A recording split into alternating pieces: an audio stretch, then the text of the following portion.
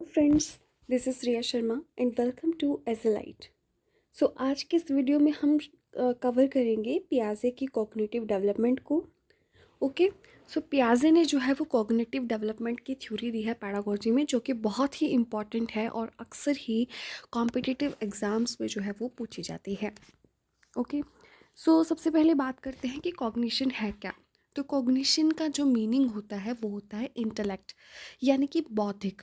ठीक है, तो बौद्धिक विकास से संबंधित उसने जो है वो ये थ्योरी दी है, जिसमें कि उसने स्टेजेस बताई हैं और वो प्रोसेसेस बताए हैं जिनसे गुजर करके ह्यूमन बीइंग जो है वो प्रॉपरली जो है वो लर्न कर लेता है, उसकी बौद्धिक क्षमताएं प्रॉपरली डेवलप हो जाती हैं। ओके। सो अब बात करते हैं कि ऐसी कौन कौन सी स्टेजेस उसने दी हैं जिनमें एक प्रॉपर सीरिएशन में प्रोसेसेस होते हैं, जिनके बाद में हम प्रॉपरली जो है वो अपने कॉग्निटिव डेवलपमेंट को अचीव कर पाते हैं। सो इसमें उसने 4 स्टेजेस दी हैं, जिसमें सबसे पहली है सेंसरी मोटर स्टेज। ओके। तो ये 0 से लेकर के 2 वर्ष तक जो है वो जारी रहती है।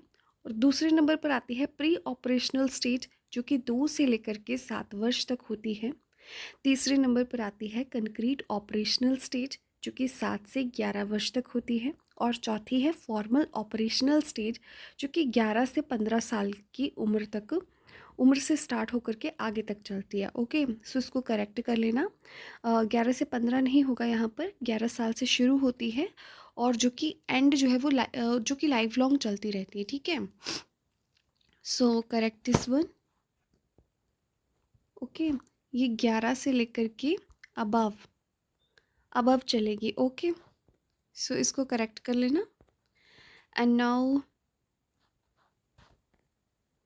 चलो अब देखते हैं आगे। सो प्याजे की जो ये कॉग्निटिव डेवलपमेंट की थ्योरी है, इसमें कुछ एक इम्पॉर्टेंट टर्म्स आती हैं जो कि अक्सर ही एग्ज़ाम में पूछ लेते हैं। जैसे कि स्कीमा जो है वो कौन सी थ्योरी से रिलेटेड टर्म है, ऐसा पूछ लिया जाता है। या पूछा जा सकता है कि एसिमिलेशन का मीनिंग क्या है, accommodation refers to, equilibrium refers to. तो अगर हमें इसका मीनिंग क्लियर होगा तो हमें पता रहेगा कि इनका मतलब क्या है। और दूसरी चीज़ की ये कॉग्निटिव डेवलपमेंट थ्योरी से रिलेटेड है, जो कि किसने दी है, जीन पियाजे ने दी है। तो सबसे पहले बात करते हैं इंपॉर्टेंट टर्म स्कीमा की। तो स्कीमा एक्चुअली में क्या है, एक मेंटल इमेजेस हैं, मेंटल एक्सप्रेशंस हैं और मेंटल मॉडल्स हैं। ठीक है, जिनकी फॉर्म में हमारे दिमाग में कोई भी इंफॉर्मेशन स्टोर रहती है। फॉर एग्जाम्पल के लिए अगर हम सोचते हैं कुत्ता, तो कुत्ते की इमेज एकदम से दिमाग में आ जाती है। अगर हम सोचते हैं बिल्ली, तो बिल्ली की इमेज हमारे दिमाग में तुरंत से जो है वो स्टोर हो जाती है। तो स्कीमा जो है वो पैकेट ऑफ इंफॉर्मेशन है, वो इमेजेस हैं जिनकी फॉर्म में हमारे दिमाग में जो है वो चीज़ें स्टोर रहती हैं, इंफॉर्मेशन स्टोर रहती है। ओके। सो जैसे ही हम उस चीज़ के बारे में सोचते हैं तो उसकी इमेज जो है वो हमारे दिमाग में प्रकट हो जाती है, उसको बोलते हैं स्कीमा। ठीक है, फिर दूसरा है एसिमिलेशन। और एसिमिलेशन का मतलब होता है आत्मसातीकरण। ठीक है, यानी कि अपने अंदर आत्मसात करना। ओके। सो आत्मसात हम कब करते हैं, जैसे कि हमारे पास में मान लो कि कोई स्कीमा है, कोई पैकेट ऑफ इंफॉर्मेशन है, ठीक है, जो ऑलरेडी एग्जिस्ट करती है, उसके बारे में हमारे पास में कोई और जानकारी आती है। ठीक है, तो उस न्यू इन्फॉर्मेशन को जब हम ऐड करते हैं, तो जो हमारे पास में पिछली इन्फॉर्मेशन थी उसका जो साइज़ होगा वो क्या हो जाएगा, बड़ा हो जाएगा। ठीक है। ओके। सो जब वो बड़ा हो जाएगा तो उसको बोलते हैं एसिमिलेशन। हमने क्या किया, न्यू इन्फॉर्मेशन को पुरानी इन्फॉर्मेशन में ऐड किया। फॉर एग्जांपल के लिए मान लो कि हमें पता है कि हमारे पास में पशु कौन कौन से होते हैं। जब हम बड़े होते हैं तो उसके बाद में हम क्या पढ़ते हैं कि पालतू पशु कौन से होते हैं और जंगली जानवर कौन से होते हैं। ठीक है, तो इस तरीके से हमारे पास में पशुओं को लेकर के डिफ्रेंशिएशन आ जाता है। और जब हम नई इन्फॉर्मेशन को ऐड कर लेते हैं उसको, तो हमारी इन्फॉर्मेशन जो पहले थी, जो कि सिर्फ पशु थे, और अब उनमें क्या हुआ, एडिशन हो गई। अब हमारी उसमें क्लासिफिकेशन आ गई। ठीक है, और अब हम उसमें डिफ्रेंशिएट कर सकते हैं। ओके। तो जो न्यू इन्फॉर्मेशन हमारी पुरानी इन्फॉर्मेशन में, एग्जिस्टिंग इन्फॉर्मेशन में ऐड हुई, ठीक है, उसको बोलते हैं एसिमिलेशन, यानी कि आत्मसातीकरण। ठीक है, उसके बाद में नेक्स्ट है एकोमोडेशन। ठीक है, एकोमोडेशन होता है समायोजन करना। ओके। सो कई बार क्या होता है कि मतलब कई बार ऐसा होता है कि हमारे पास में जो इन्फॉर्मेशन होती है ज़रूरी नहीं है कि करेक्ट है, और जब हमारे पास में कुछ और उसके बारे में पता चलता है तो हमें पता चलता है कि जो पहले से हमें पता था वो उसकी प्रॉपर इन्फॉर्मेशन नहीं थी। उसको हम मॉडिफाई करते हैं, उसको चेंज करते हैं, ठीक है। तो उसको बोलते हैं एकोमोडेशन यानी कि समायोजन। फॉर एग्जाम्पल के लिए मान लो कि आपने चिड़िया देखी है, ठीक है। आपको ना स्टार्टिंग में कोई पक्षी दिखाया जाता है बचपन में, तो बोला जाता है वो देखो ये चिड़िया या ये देखो ये पक्षी, ठीक है। मान लो कि आपने चिड़िया देखी और सारे के सारे जितने भी पक्षी देखे उन सबको आपने चिड़िया बोलना स्टार्ट कर दिया। तो धीरे धीरे आपको बताया जाएगा कि ये चिड़िया नहीं, ये तोता है, ये मैना है, ये कोई और पक्षी है, ठीक है।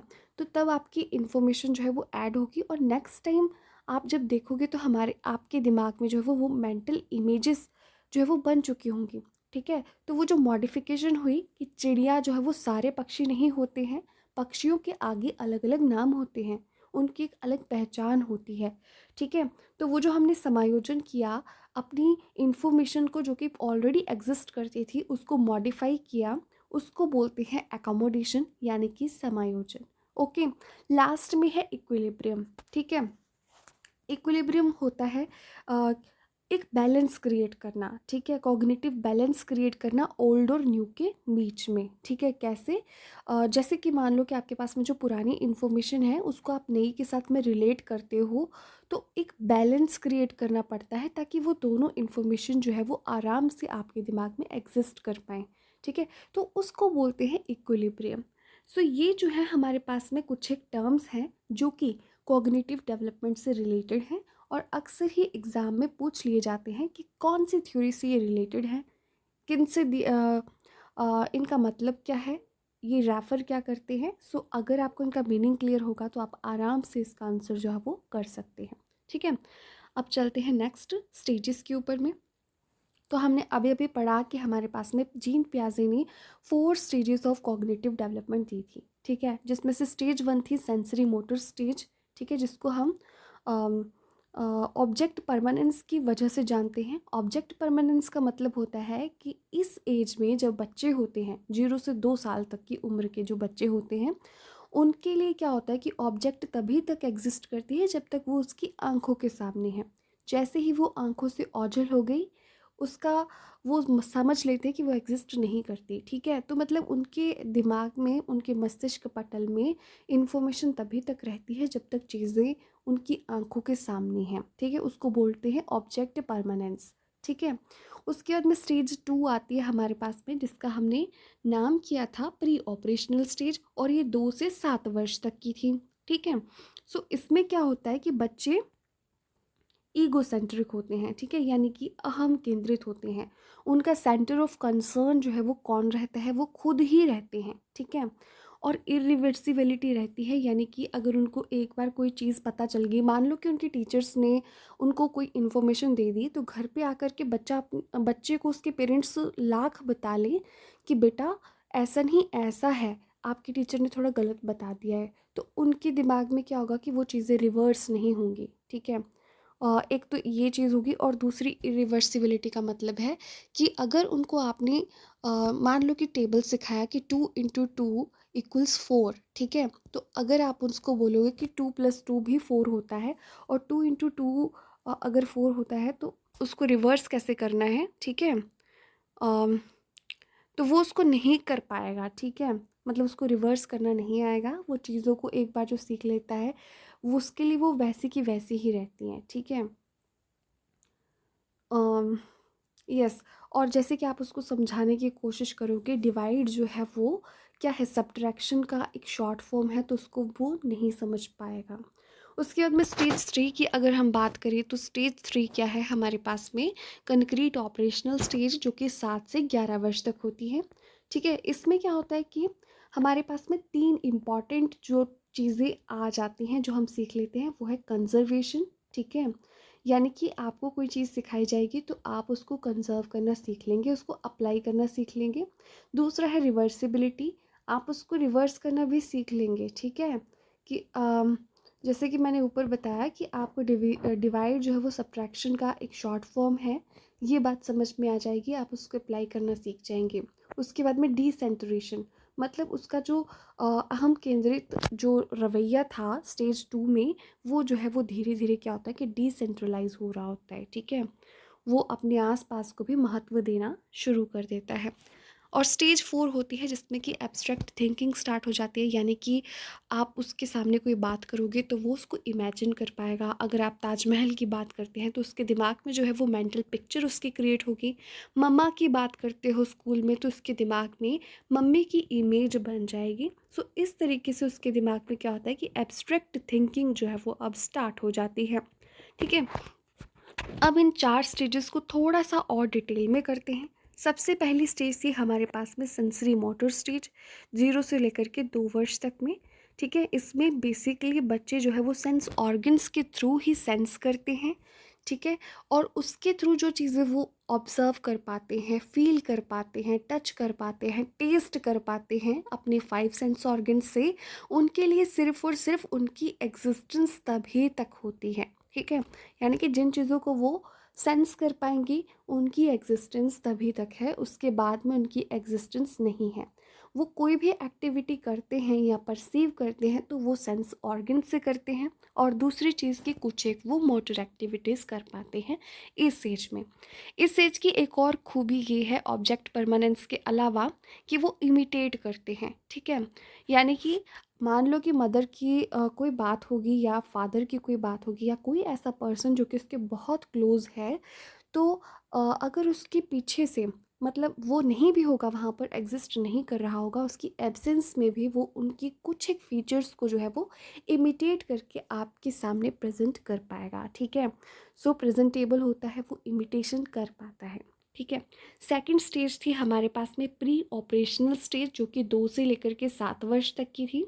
इसकी जो मुख्य विशेषता है वो क्या है कि इसमें बच्चे में जो है वो लैंग्वेज एबिलिटी जो है वो आ जाती है, और उसके अलावा ये लॉजिक से पहले की स्टेज है, यानी कि लॉजिकल रीजनिंग से पहले की स्टेज है, जिसमें कि वो प्रॉपरली लॉजिकल रीजनिंग तो नहीं कर पाता है, वो अभी रॉ फॉर्म में होती है, क्रूड होती है। ठीक है, इसके अलावा ईगो सेंट्रिक वो होता है, यानी कि अहम केंद्रित होता है, खुद का सेंटर ऑफ कंसर्न उसका वो खुद होता है, वो खुद से बात करता है। ठीक है, खुद से ही वो खेलता है। ठीक है, तो उसको आप बोलते हैं ईगो सेंट्रिसिज्म। ठीक है, उसके बाद में mostly driven by emotion and passion. ठीक है, तो वो अपनी इमोशंस में बहुत ज़्यादा बह जाता है, यानी कि उसको अगर कोई चीज़ चाहिए तो वो उसके लिए जो है वो मतलब अपने इमोशंस को उसके साथ जोड़ करके बहुत ज़्यादा भावुक हो जाएगा एंड उसके लिए ज़िद करेगा। ठीक है, तो बेसिकली उसकी खुशी, दुख एट्सेट्रा जितनी भी चीज़ें हैं वो इमोशंस के थ्रू जो है वो बहुत ज़्यादा ड्रिवन होगा। ठीक है,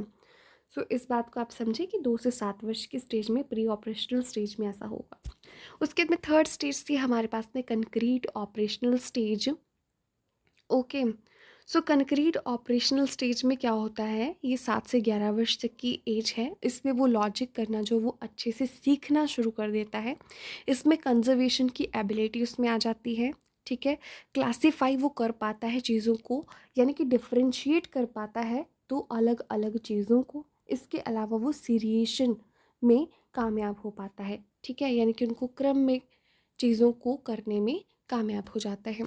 उसके बाद में फोर्थ स्टेज है फॉर्मल ऑपरेशनल स्टेज, जो कि 11 वर्ष से शुरू होती है और आगे लाइफ लॉन्ग चलती रहती है। ठीक है, ओके, तो इसमें वो एब्स्ट्रैक्ट थिंकिंग सीख लेता है, यानी कि उसकी इमेजिनेशन की पावर जो है वो अच्छी हो जाती है कंक्रीट ऑब्जेक्ट्स को लेकर के। ओके, लॉजिकल रीजनिंग उसकी जो है वो पीक पर जाती है, और इसके अलावा उसमें प्रॉब्लम सॉल्विंग एबिलिटीज़ जो है वो जाग जाती हैं। ठीक है, अब बात करते हैं एजुकेशनल इम्प्लीकेशंस की। तो जिस टीचर को उनकी बच्चों की stages of development, cognitive development का नॉलेज होगा, वो चीज़ों को थोपेंगे नहीं, वो उनको सेल्फ लर्निंग का मौका देंगे। क्योंकि ऐसा नहीं है कि बच्चे खुद से नहीं सीख सकते, बच्चे खुद से सीख सकते हैं, बाकायदा उनको जो है वो प्रॉपर माहौल दिया जाए। ठीक है, तो उनको एक्टिव क्लासरूम का वो एनवायरनमेंट दे पाएंगे जिससे कि बच्चे जो है वो अच्छे से सीख पाएँ। सो ये हमारे पास में पियाजे की जो कॉग्निटिव डेवलपमेंट थ्योरी है वो आज के टाइम पे इसलिए इम्पॉर्टेंट है क्योंकि वो सेल्फ लर्निंग और एक्टिव कंस्ट्रक्शन ऑफ नॉलेज को प्रमोट करती है, जो कि आजकल की हमारी जो रीसेंट एजुकेशन सिस्टम है वो भी इसी बात पर बल देता है। ठीक है, अब बात करते हैं क्वेश्चंस की जो रिसेंटली क्वेश्चंस एग्जाम्स में पूछे गए हैं। तो इसमें सबसे पहला क्वेश्चन है, निम्नलिखित में से कौन सी पूर्व संक्रियात्मक विचार की एक सीमा नहीं है, यानी कि which one of the following is not a limitation of the pre operational thought. इसमें आपके पास में ऑप्शंस हैं, आपने इसमें वो बताना है कि जो नहीं है। तो सबसे पहली ऑप्शन है टेंडेंसी टू कॉन्सेंट्रेट। ठीक है, second option is development of the symbolic thought, third one is egocentrism and fourth one is irreversibility. So आपके पास में जो प्री ऑपरेशनल स्टेज है, ठीक है, ये कौन सी स्टेज थी हमारे पास में? प्री ऑपरेशनल स्टेज थी हमारे पास में सेकंड वन। ठीक है, तो इसमें हमने पढ़ा था कि लैंग्वेज एबिलिटी होती है, प्री लॉजिकल और क्रूड रीजनिंग की स्टेज है, ईगोसेंट्रिसिज्म भी है और साथ में इमोशंस के द्वारा वो ड्रिवन भी है। सो इसमें tendency to concentrate, development of the symbolic thought, egocentrism और साथ में इरिवर्सिबिलिटी। सो इसमें से option number one is correct. ठीक है, तो इसमें जो वो टेंडेंसी टू कॉन्सेंट्रेट की कमी होती है क्योंकि उसका सेंटर ऑफ कंसर्न क्या है, वो खुद है, ईगो सेंट्रिसिज्म की ये एज है, तो उसके अलावा बाकी चीज़ों पर कॉन्सेंट्रेट करने में जो है वो डिफ़िकल्टी फील करता है। ओके, सो नेक्स्ट क्वेश्चन पर मूव करते हैं। Next question is, according to Jean पियाजे schema building occurs as a result of modifying new information to fit existing schemes and by modifying old schemas as per new information. These two processes are known as। ठीक है, तो इन्होंने क्या कहा कि gene पियाजे क्या कहता है कि स्कीमा बिल्डिंग कैसे होती है, as a result of modifying new information to fit existing schema. ठीक है, तो जब हम ना मॉडिफाई करते हैं क्या प्रीवियस इन्फॉर्मेशन को ऑलरेडी एग्जिस्टिंग स्कीमा में, ठीक है, and by modifying old schemas as per new information. ठीक है, और दूसरा बोला कि जब हम जो है वो मॉडिफाई कर पाते हैं ऑलरेडी एग्जिस्टिंग स्कीमा को, ठीक है, ओल्ड स्कीमा को न्यू इन्फॉर्मेशन के हिसाब से, इन दोनों प्रोसेसेस को क्या बोलते हैं। हमने अभी अभी जो है वो चार इम्पॉर्टेंट जो है वो टर्म्स करी थी, स्कीमा, एकोमोडेशन, एसिमिलेशन एंड उसके अलावा हमने फोर्थ वन की थी क्या, इक्विलिब्रियम। ठीक है, सो हमारे पास में जो फर्स्ट इन्होंने बताया है कि modifying new information to fit existing schema, इसको हम बोलते हैं एसिमिलेशन। ठीक है, और दूसरा होता है एकोमोडेशन। तो इसमें हमारे पास में फोर्थ ऑप्शन जो है वो करेक्ट है, जिस एसिमिलेशन एंड एकोमोडेशन। सो चलो अब मूव करते हैं नेक्स्ट क्वेश्चन पर। तो नेक्स्ट क्वेश्चन है, अकॉर्डिंग टू पियाजे children's thinking differs in dash from adults than in dash. ठीक है, सो इसमें ऑप्शन है साइज और करेक्टनेस, अमाउंट और kind, then kind and amount and fourth one is size and type. So देखिए, according to पियाजे children's thinking differs in, okay, so इसमें सही ऑप्शन जो है वो है C, kind from adults than in amount. ठीक है, तो बच्चों का सोचने का तरीका जो है वो अलग होता है, ठीक है, और बजाय बड़ों की अमाउंट से, ठीक है, सोचने के अमाउंट से। ओके, सो इसी के साथ में आज की वीडियो को ख़त्म करते हैं। आई होप आपको जो है वो जीन पियाजे की थ्योरी बहुत अच्छे से समझ में आई होगी। मिलते हैं नेक्स्ट वीडियो के साथ में। अगर आपको वीडियो पसंद आई हो तो इसको लाइक करें, चैनल को सब्सक्राइब करें और शेयर करें अपने फ्रेंड्स के साथ में। Thank you so much, stay tuned, bye bye.